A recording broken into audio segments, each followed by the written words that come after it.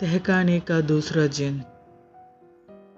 तहखाने के फर्श के नीचे से जो आवाज आई थी वह इंसानी नहीं था, वह भूत जैसी थी।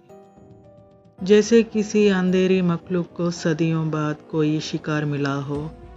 आरिफ डर के मारे पीछे हटा, लेकिन जारिब ने उसका हाथ पकड़ लिया।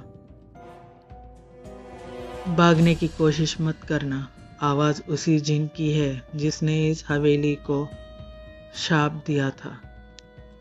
आरिफ की सांसें तेज हो गई। नीचे से फिर वही आवाज उभरी, जारिब, इंसान को ऊपर मत रहने दे, वो हमारी हद में दाखिल हो चुका है। फर्श की दरारें से काला धुआं उठने लगा, जो धीरे धीरे एक शेप लेने लगा। लंबी बाहें, चमकती आंखें और हथेलियां इतनी पतली कि हड्डियों भी दिख रही थी। जारिब ने डरते हुए कहा, ये जाहिम है, हमारे जिन्नों में सबसे खतरनाक। आरिफ कांपते हुए बोला, ये मुझसे क्या चाहता है? जाहिम की कड़कती हुई आवाज आई, मैं तुम्हारी रूह चाहता हूं, ताकि ये हवेली अपनी भूख मिटा सके। आरिफ पीछे हटते हटते दीवार से लग गया। दीवार ठंडी थी, लेकिन अचानक उसने महसूस किया दीवार हिल रही है, जैसे उसके अंदर से कोई और भी बाहर आने की कोशिश कर रहा हो। जाहिम का काले धुएं जैसे शरीर धीरे धीरे पूरा बन चुका था। अब वह सीधा आरिफ की तरफ बढ़ रहा था। जारिब चिल्लाया, आरिफ भागो! लेकिन तहखाने का दरवाजा खुद ब खुद बंद हो चुका था। हवेली की दीवारें जिंदा थी।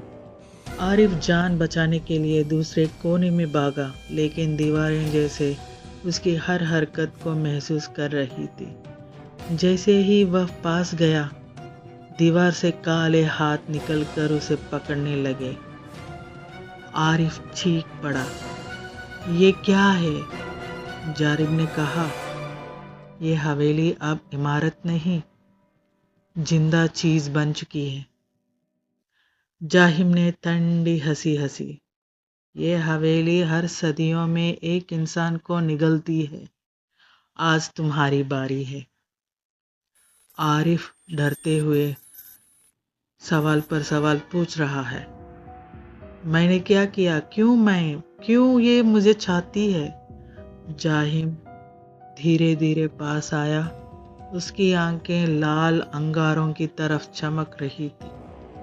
उसने फुसफुसाकर कहा, क्योंकि तुम वो इंसान हो जो हवेली को जागते हुए मिले हो, और हवेली जिंदा होने पर अपने शिकार को कभी नहीं छोड़ती।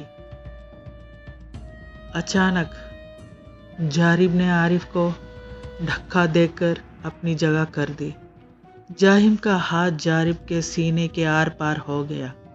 जारिब दर्द से चीखा, लेकिन उसके चेहरे पर अजीब सी राहत थी। आरिफ भागो, ऊपर की तरह एक रास्ता है, सिर्फ एक। आरिफ दौड़ा। पहली बार हवेली ने उसे रोकने की कोशिश नहीं की। शायद हवेली खुद यह खेल देखने में मजा ले रही थी। सिर्फ सीढ़ियों का एक लंबा अंधेरा रास्ता था, लेकिन ऊपर पहुंचते ही उसे एहसास हुआ, ऊपर कोई दरवाजा नहीं था, सिर्फ एक बड़ा कमरा, धूल से भरा, और कमरे के बीचों बीच एक पुराना आईना, जिसमें उसकी परछाई नहीं बल्कि किसी और का चेहरा दिख रहा था।